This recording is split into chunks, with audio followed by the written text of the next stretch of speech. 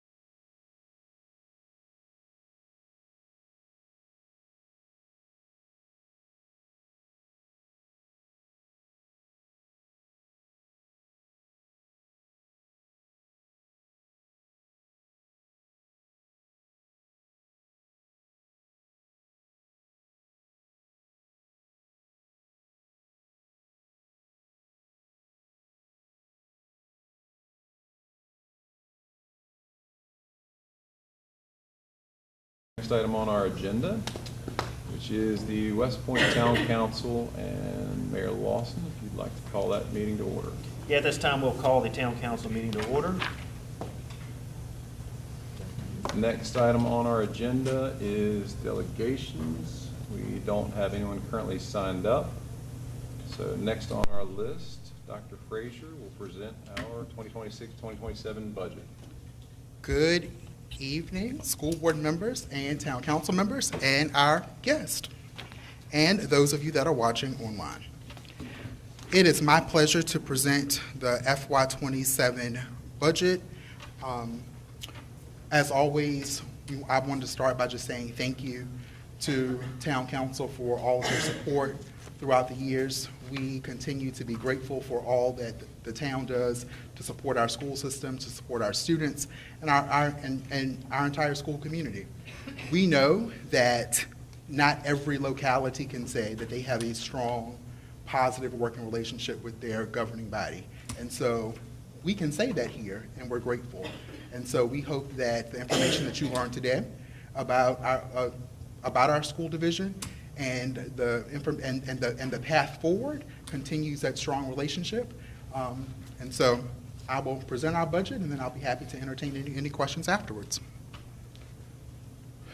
And so we always want to start with our mission and our vision.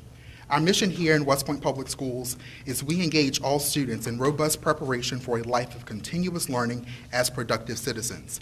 And in West Point, we know that in our school division, those citizens may stay here in town, but they may go on abroad. But we want to make sure that they get that foundation here in West Point Public Schools.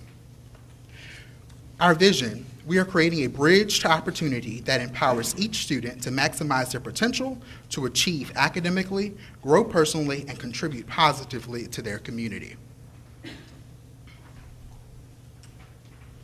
And our core values. In West Point Public Schools, we continue to rise on a daily basis. And that focuses on relationships, innovation, being student-centered, and excellence.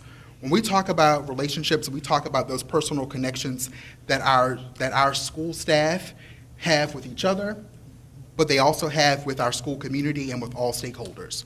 When we talk about innovation, we talk about being creative and being future-focused. So not just focusing on what we're doing today, but focusing on how we are working towards what's next and what's to come.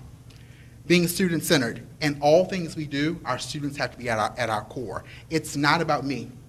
It's not about the staff. It's truly about the students and the quality education that we provide for them on a daily basis.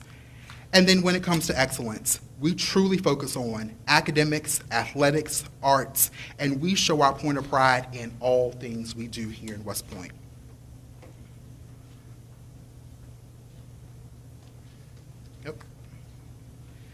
And then our goals. So in West Point Public Schools, we have 3 overarching goals, and those are teaching and learning, student and staff well-being, and our resources and support. When we focus on teaching and learning, we want to make sure that every student receives that quality education every day, that they have the best teachers in front of them every day, and they have the curriculum and the resources they need to be successful. Student and staff well-being, we focus on safety, we focus on security, but we also focus on the mental health and well-being of our staff. That's important to us. There's a lot going on in the world, but we need to make sure that people are in a good headspace when they show up every day to support our students. And we need to make sure that our students are in a good headspace when they come in every day to learn. And then resources and support, truly being good stewards of our resources. And that's our human resources, our physical resources, and our capital resources.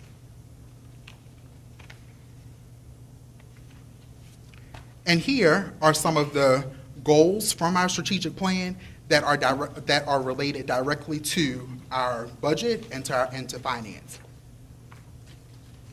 And there are 5 goals. You don't need me to read the goals to you.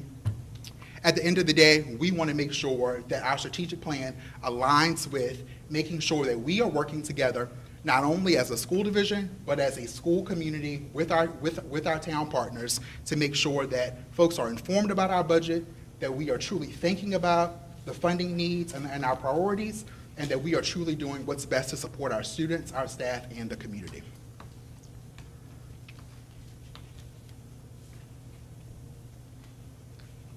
Me and this clicker are having a time.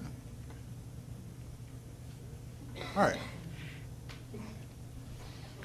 But in order to do that, we focus on three P's. And those P's are purposeful planning, a process that's inclusive, and truly being able to prioritize what our needs are. So purposeful planning is not just pulling numbers from the sky, not just requesting things just because. It's truly looking at what's needed to make sure that we're being successful. Making sure that this process is inclusive. And so in being inclusive, we make sure that we share information with our various stakeholder groups, including our community advisory groups, the Superintendent's Planning Council, the Superintendent's Advisory, and other groups like our Gifted Advisory, our Special Education Advisory. And we truly prioritize our needs. We look at what are the needs that are most important in this particular school year and in this moment. And so that goes on to tell you all how we solicit information. And so we start with our principals and leadership team providing their requests to me and to our finance director. We then have our Superintendent's Advisory Council, which represents teachers and staff. They survey the staff and they provide a presentation to the school board each December. The school board then reviews all of those requests during a budget work session, and they help to affirm the priorities that have been presented. So it's very important to note that this is not just what Dr. Frazier comes up with. This is what we all have worked together to come up with. And here's my responsibility. It shall be the duty of each division superintendent to prepare the estimate of the amount of money deemed to be needed during the next fiscal year for the support of the public schools of the public school division. And so that's why we're here today to review the plan that has been prepared to show what monies are needed for this school division to move forward.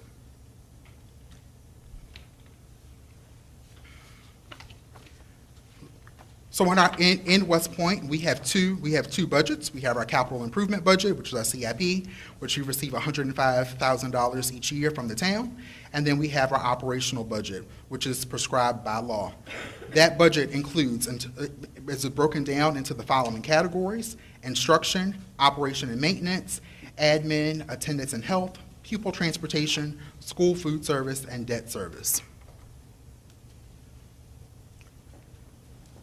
And so when we look at our budget, our current budget, our FY26 budget, we, again, are very proud of the work that we've done and proud of the relationship that we have with the town.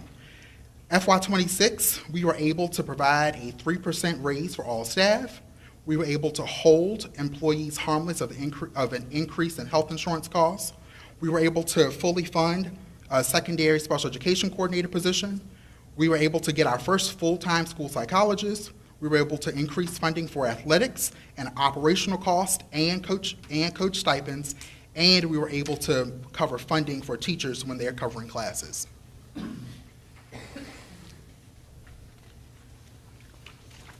So what are the anchors of our division budget? What are the things that we truly look at when building a budget?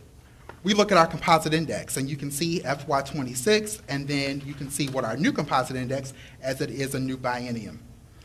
So our new composite index, I'll talk a little more about that on the next slide.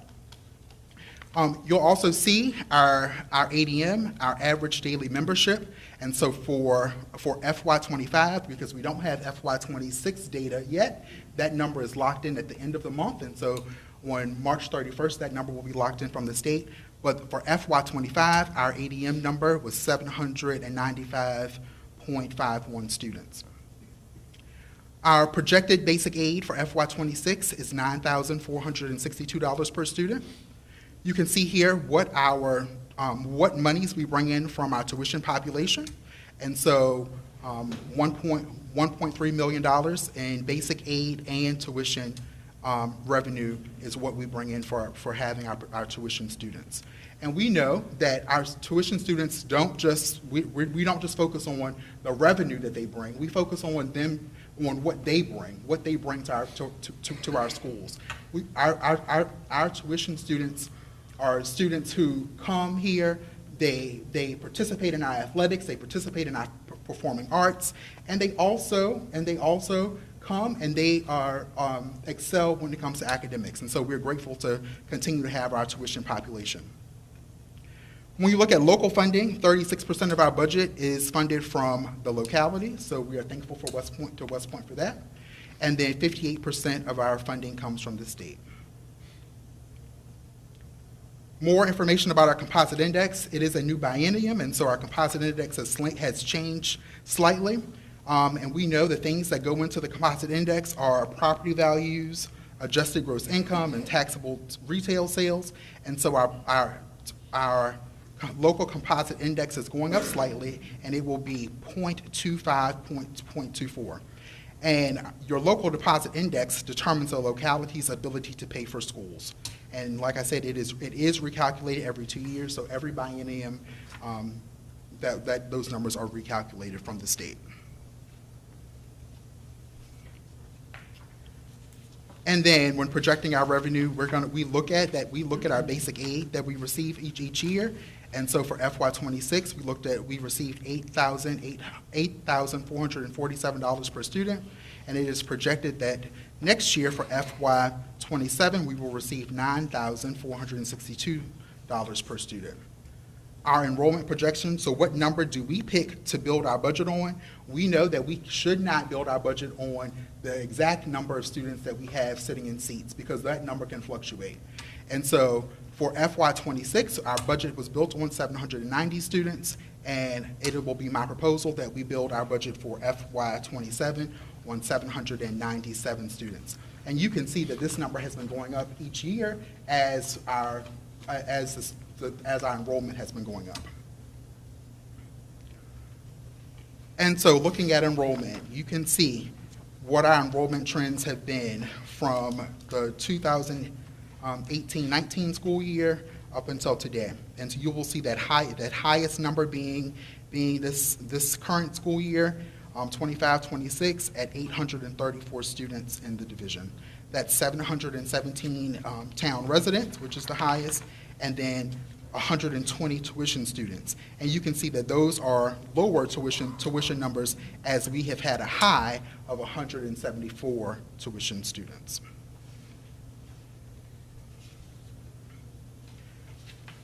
And here you have a full breakdown of what our tuition population has been from 18-19, and so with a high of 175, going down to the lower number being 120, and so that's our current number with 14.4% of our students are tuition paying.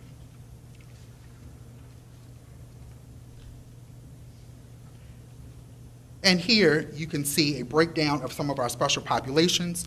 I think that's important to look at these numbers, as this will also show you that West Point is changing, and West Point Public Schools are changing, and so our needs have changed. And so you can see where we are now, where you have 129 students with disabilities, 30 students who are English language learners, and 42 gifted students in our division. And over the last few years, we have added additional supports for our students with disabilities, because those numbers have increased.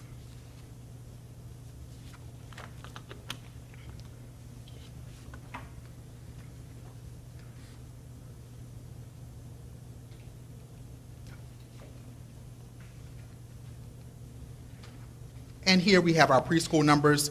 We are so proud of our preschool program and being able to get into the game of providing preschool for our students and and especially VPI. And so you can see what those numbers have been over the years. And so we currently have 3 students in our early childhood program. So those are our students with disabilities at the preschool level.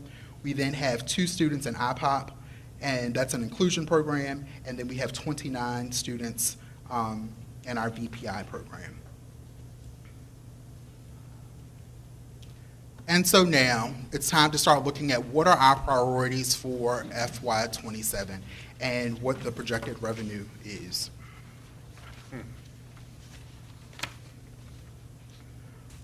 So identifying our area of need, we look at the following categories. We look at compensation and benefits, we look at staffing, we look at instructional resources, technology, and facilities. And like I said before, all of that information comes in from different stakeholders. So our school staff, it's reviewed by myself and our finance director, and then our school board reviews that information as well. And so then we identify what our priorities are. And so our funding priorities for FY27 include a 2% step and salary increase for teachers and staff, and that is based on the governor's budget that was presented in December. Health insurance to hold our employees harmless of the increase in health insurance.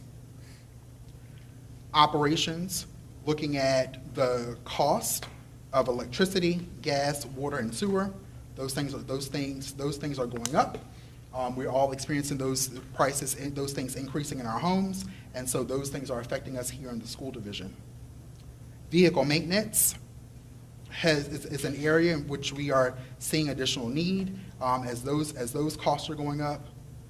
Technology, reading specialists to support our students with their reading needs and to support the Virginia Literacy Act.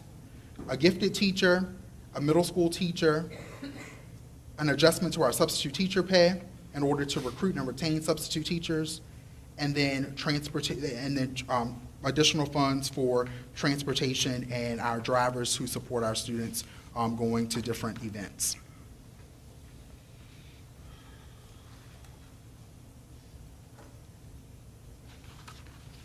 And then we look at the cost of these things. So that step and salary increase comes out to be $176,000. The increase in health insurance, $30,000. Operational costs, $200,000. Vehicle maintenance, $50,000. Transportation, $25,000. Reading specialist, $70,000. A gifted teacher, $70,000. A middle school teacher, $70,000. Adjusting that substitute pay is $20,000, and then another $15,000 for transportation staff pay. Our projected state revenue is $8.6 million. Our FY26 state revenue is $8.2 million. So the projected state revenue increase is $404,141. And so when we look at the difference between what we will be receiving from the state and what we are saying our priorities are in the division, we have a overall net increase to our budget of $321,859. And so that would be the overall ask of the town for FY27.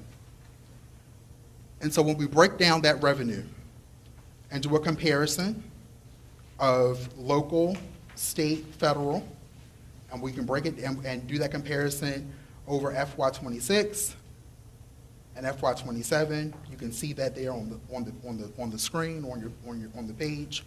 And you can see what that increase and what the decrease is and the percentage. And so this is a 5.11% increase to our overall budget.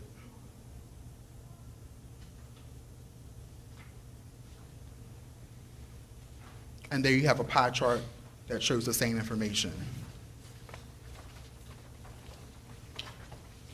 which shows you that 58% of our budget is funded by the state, 36% of our budget is funded by the locality, 4% by the federal government, and 2% is other funds.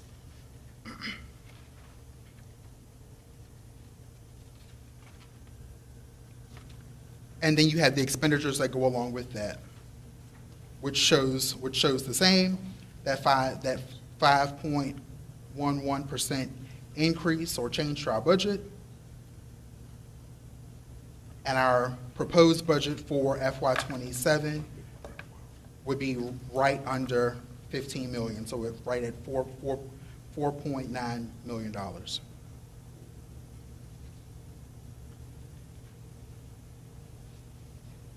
And there we have the expenditures as well on a pie chart.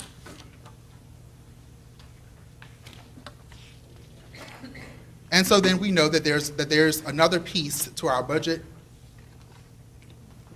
and to needs in our school division, and that's capital, that's our growth and expansion. So what things are being done in those areas, and what are the needs in those areas? I think we start here. We have a beautiful school campus, but we know our buildings are aging and our community is growing. And so what are the capital needs that are on our list?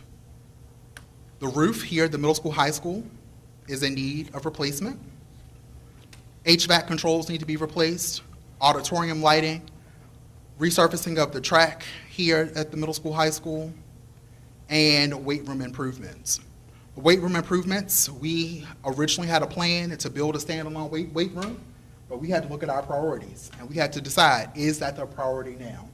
And so scaling that project back, we are committed to taking what we currently have and making improvements in that space, because we know that that may not be the full priority to spend the amount of estimated money for the weight room that those numbers are coming back at. But we also know that there needs to be work done on our CIP. And so my team and I are working on our CIP, and this spring, late spring, we will have a full updated CIP. We are working with some external partners to help us look at some of the infrastructures here in the school division to make sure that our CIP truly reflects not just things that will make the school division, the schools look pretty, but truly reflect the things that are needed to make sure that we have the infrastructure in place to make sure that our aging buildings will last longer. But we also realize that since the 16-17 school year, West Point Public Schools has received $105,000 a year in capital funds. And so we are asking to increase that to increase that by $20,000 to $125,000 a year beginning FY27.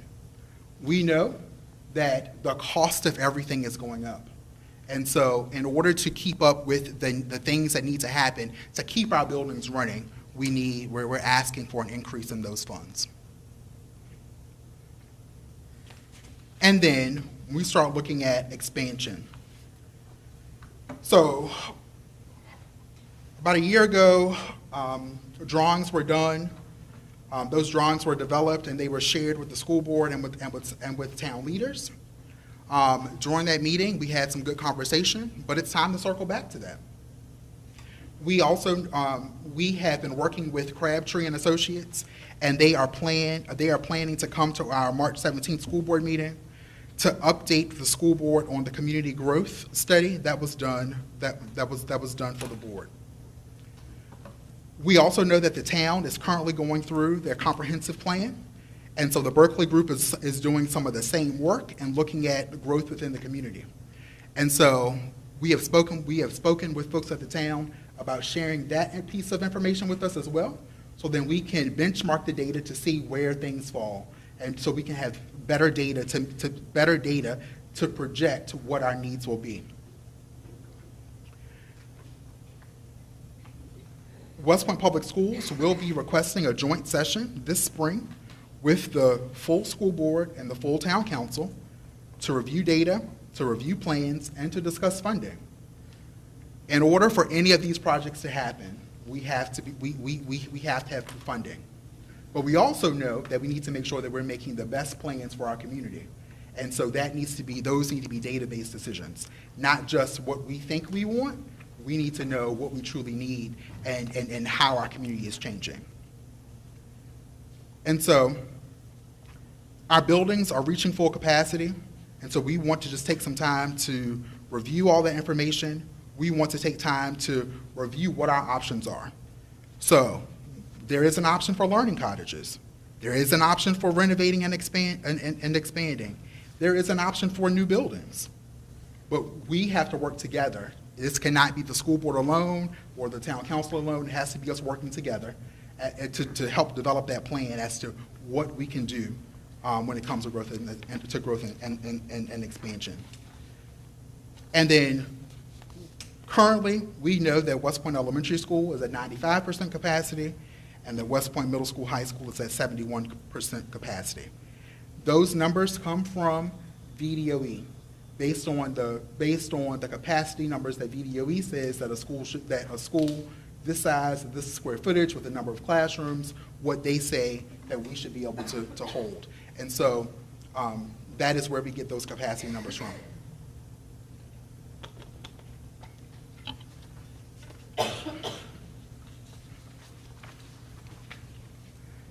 And finally, yes, that's a lot that we've asked for, and we acknowledge that. But we also acknowledge that West Point Public Schools continues to have 100% accreditation by the state. We continue to excel in our academic standards. We continue to be number 3 out of 129 school divisions in the Commonwealth from niche.com that say that we have the best teachers in the Commonwealth. West Point Middle School and High School, based on the new accreditation, the new performance framework that has been set out by the state, is a distinguished school, being in the top 5 in Region 3 for science mastery. West Point Elementary School is on track, which is a really good rating as well. West Point Elementary School is in the top 5 in Region 3 for reading mastery, science mastery, and math mastery. And we also are the home of the girls' soccer state champions. And so looking at all of these things, we can't do these things without the support of our school board, without having leaders and administrators that truly exhibit those values that we talked about, and we also can't do it without our funding body and the town.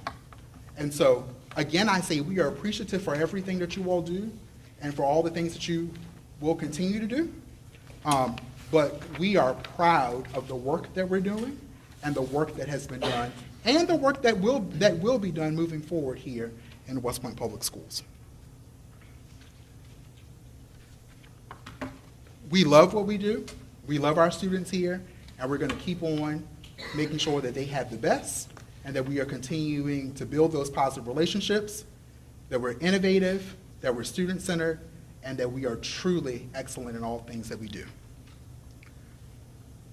And I'm happy to entertain any questions from school board members or town council members.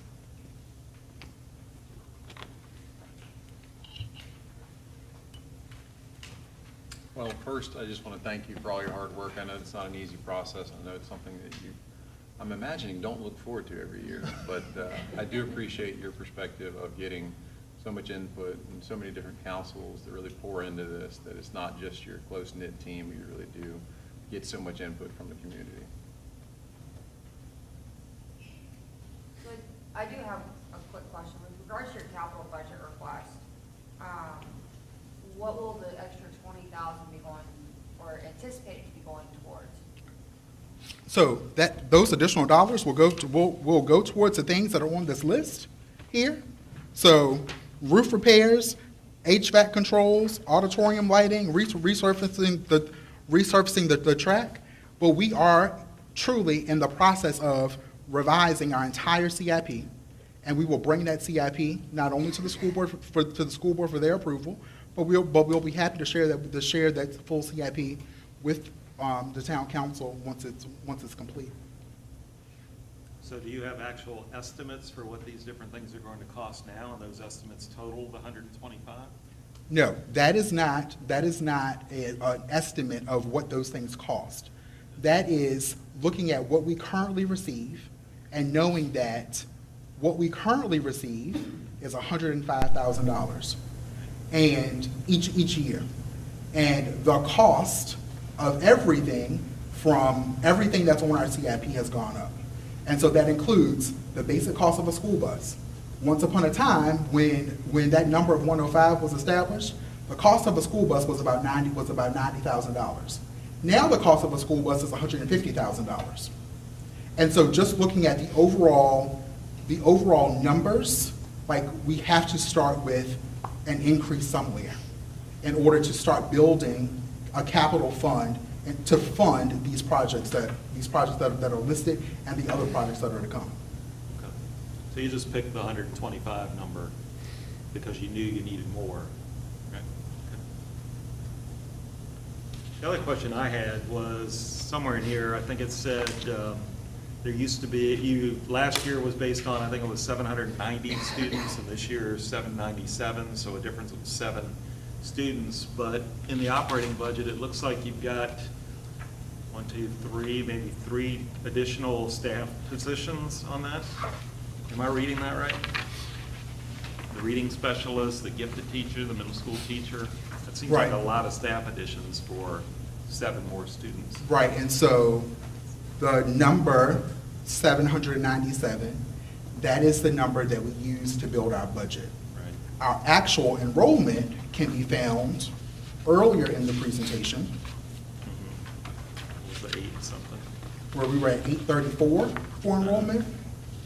And so in wise budgeting, we don't want to budget to that high number of 834 and then have students leave the division, because that happens as well.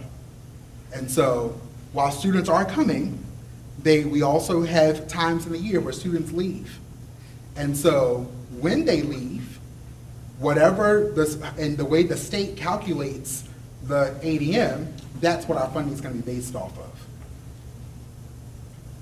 Can I say something? Absolutely. Okay, so also, we have been going without for many years. So gifted teacher, for instance, that has been on the request list for, I don't know how many years, but many years. So we actually haven't had a gifted teacher in this building for at least 5+ years. So just because you're only seeing, oh, there's 7 more kids, which isn't accurate either, but that doesn't mean that, no, we have 7 more kids, now we need all these things. It means we've been going without, and now the need is at a point where we can't ignore it any longer. And if you look at our SPED enrollment, student with disabilities, and English language learners, our English language learners doubled, and our students with disabilities is almost a 30% increase. So that's where reading interventionists come in to help with those situations. So while our overall numbers may not seem to be increasing dramatically, the needs of our students are changing, and we have to meet them where they are. Right. For those English language learners, that number's been going up, or is it typically younger students? Like, would I expect that number to go down as the student goes through the school and becomes more proficient, or how does that typically? I will yield to Dr. Hauser, but go ahead. I'll yield to Dr. Hauser, and then I'll come back. Go ahead.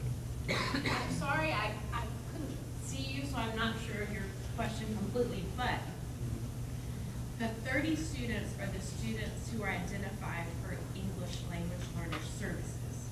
So they're students who do not know English.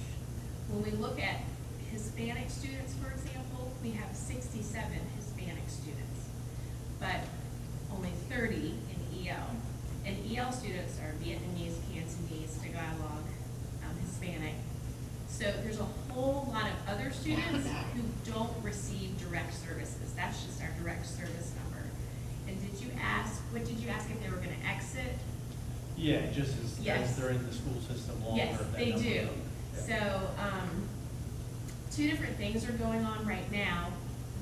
One, we used to have students start with us in kindergarten and stay with us, and we identified them early and could teach them through elementary school. So those students we try to exit before they get to middle school, because they've been at our elementary school, they've learned to read and write, and they're fluent in English. But now we have more students entering, and entering at different levels. So we've had students come directly from this year from Africa, from Central America, South America, who are in high school and don't know any English at all. So the earlier we get them, the better it is, because we can exit them from the EL services. They still count under Hispanic or Vietnamese or those categories, because they still speak their native language at home. But we have students coming later and more coming earlier. It's a lot more people just coming. Yeah, did that answer your question? Yeah. Okay. And just out of curiosity, with the gifted teacher, what kind of would that typically entail? Would that be somebody that would be, is that directed to?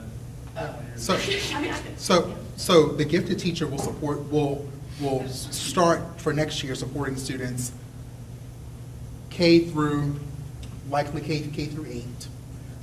Once students get in high school, there are many more options for them when it comes to dual enrollment paths, on advanced classes, honors classes, and those types of things. But really being able to provide someone to start with at K through 8 to be able to focus on providing those gifted services to those students who've been identified. Okay, so it wouldn't be like a separate class or anything. This would be special, kind of interventionist, but Right. So doing some pull-out groups, the teacher pushing in to provide supports and everything. Thank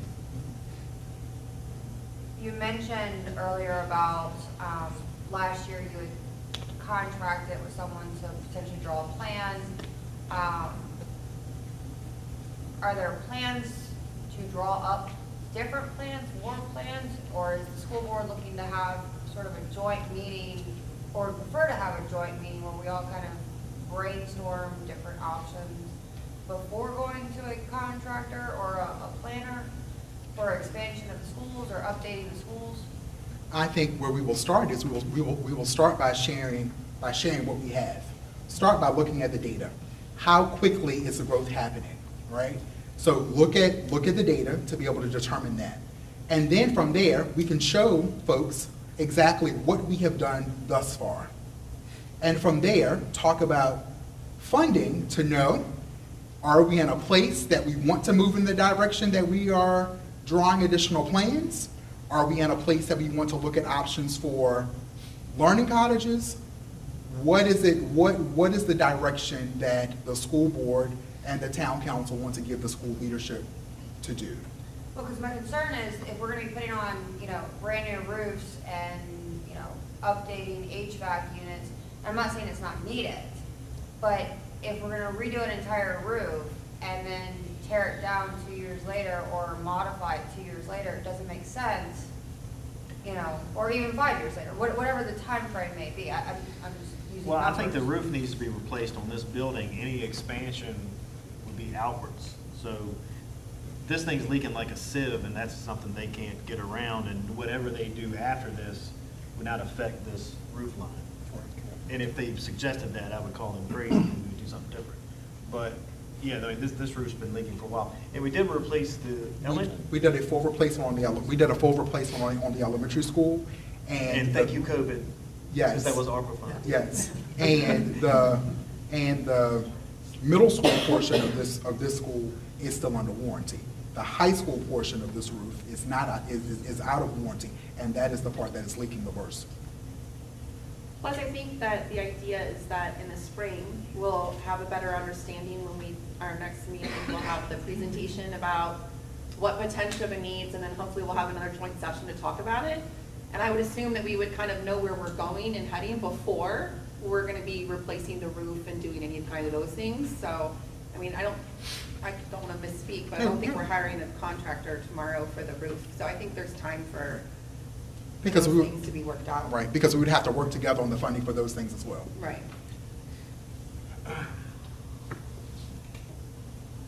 The track was installed in what, 2017, I'm assuming?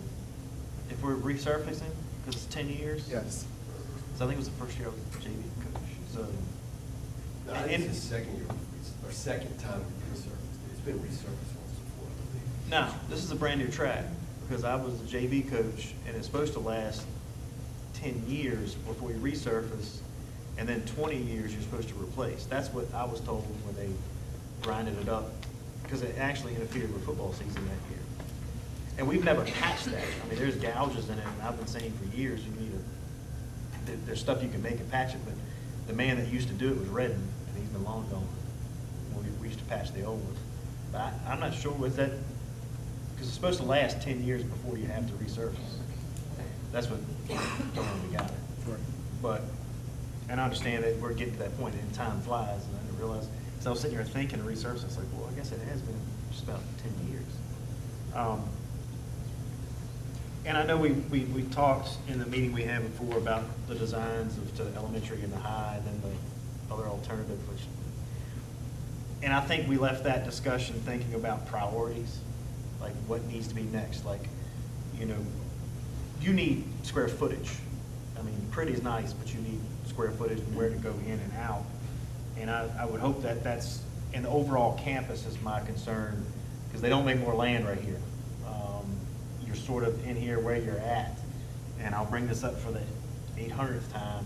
There is some properties that the town owns that we can turn over to the school, so when you're doing a comprehensive campus plan, you can sort of take all the properties in effect, which, for those wondering, it's the parking lot in Field 4 over at the Little League area where it used to be, and then the property next to the bus compound, which a house was bought. It's no point, eventually it's going to be on y'all anyway, it's still in the town's name, but if you're looking at a campus overhaul, because not just where you're going to put buildings, where you're going to put practice fields, where you're going to do your sports fields, how you're going to design and do all that. You know, I know you're talking about the weight room, like increasing it, but really if you're going to expand eventually, why put a lot of money into a weight room that's still a closet? So, you know, if you look at the overall thing of what you're going to do and how does this help moving forward, you have to spend money now to make sure the money you spend now doesn't get wasted later on. And things are going up. I mean, we first talked about school expansion in the mid-2000s when the first real estate boom hit in West Point, and I think the school did a study then, they had plans, and they were lost by the next people came around. Of course, the growth that we've had recently, you know, a lot of people have asked, well, why did you approve all these subdivisions? We didn't. They were approved years ago. They were never finished. They were already on the books. And I've also had the questions like, well, shouldn't all those new houses offset that, you know, give you more revenue? No, they don't. Rooftops cost money in the town of West Point. And if you look at the cost the town gives per child, it's around, last year was about $6,800. The average taxpayer pays about $2,400, $2,500. That household has one child, it's costing money. And that's not to include the police and fire services and everything else that the town uses. We're in a unique situation. We're one of 2 towns in the Commonwealth of Virginia that supports its own school system. And the only way we can get money is through taxing. And we're lucky enough to have something we can tax pretty good in the town, but they're looking at tightening their belt now too.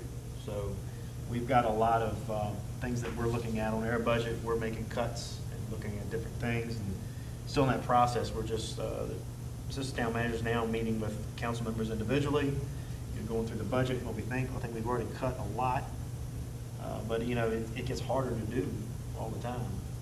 I miss those years when you came back and said we're level. I miss those too. But the town has always done what it can for the schools, you know, and as much as we can. I think the town's always done a lot in my years here. We've supported the schools as much as we can, because part of what makes West Point starts with the schools, but you know, we are a victim of our own success finally. You know, I remember years ago when they came up with SOLs and we were #1 in the state. It was the front page of Tidewater Review. It was hanging in the town hall, and I don't know who said it, somebody, that's going to eventually come back to bite us. And because we are successful, and I think during the pandemic, people started looking, I need a good small town with a good school system. And whereas people used to move here because they had a connection in West Point, now they move here because they Googled it. And we've had more growth in probably the past 2 years than we probably had the 20 before. I think as of, we have 30 new homes. ECOs in the last year. Yeah, in the past few months, yeah, when this final build out was done. And we were getting 15 requests for new construction a month, where we used to get 15 a year. So it's been a lot of growth and there's a lot of changes. But you know, we're at the point now with whatever the decisions are made for this school system, for the expansion, for the camp, that's what it's going to be for a while. And it's a big process, and it's going to be an expensive process. So we'll all have to work together and try to figure it out. But thank you for everything that you've done and all that y'all do and keeping our school system what it is. I know it's hard everywhere now. It's not just West, everybody's having problems out there. And hopefully everybody's going to get through it soon. Still trying to get over that pandemic hangover. But I think we're getting there. But y'all said you do have a lot of growth. The elementary school is getting to capacity, and I'm assuming I've sort of watched most of the people coming to town. That's what the kids are in elementary, because I'm not getting any of the football players. So they're all elementary age, and their families that are coming with multiple children. Yes. Right, Ms. Goodwin? And I'm assuming there's a lot of children in households that aren't even in school yet. So that's coming as well. And I think, in the past, people felt comfortable sending their kid to West Point as a tuition student, which now that comfort is not there because of the growth of the school system. So that's another reason we're seeing a lot of growth. But I know I talked to someone from another school district, and they're getting bombarded with tuition students right near us, and their tuition's low. So, but they're starting to feel some of that strain from that as well. Anybody else have any questions, any comments? Just curious, what is the current average classroom size in the 3 different schools? So current average classroom size, average is about 22.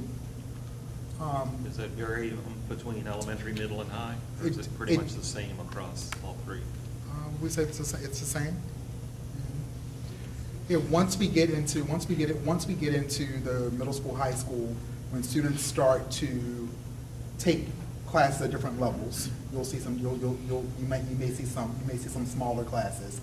So we may have some smaller math classes at the lower level, and then or in some grade levels, and some larger class sizes at other levels.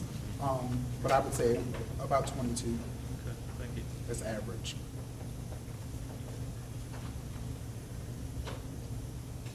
Any other questions? Thank you for all y'all do. Thank you. Thank you all. Any other comments from the school board? Let's move on. Well, I do want to thank you all for being here tonight, and I do appreciate your willingness to be collaborative as we look forward. I think everybody's touched on a lot of different topics, a lot of different things. The only way for us to really move forward is to really evaluate this as a whole. There's a lot of pieces to this puzzle. Obviously, population growth is a big piece. The schools being primary draw for this school. We've got to balance that out, and a collaborative plan is the only way we're going to be able to do it. So we're looking forward to working with you all in the upcoming months to come up with a plan that works for everybody. With that, do we have a motion to adjourn the school board meeting? So moved. Do you have a motion to adjourn the town council call meeting? Second. All in favor, say aye. Aye. Thank you very much. We're adjourned. I think Alan. Alan, just in time. That was a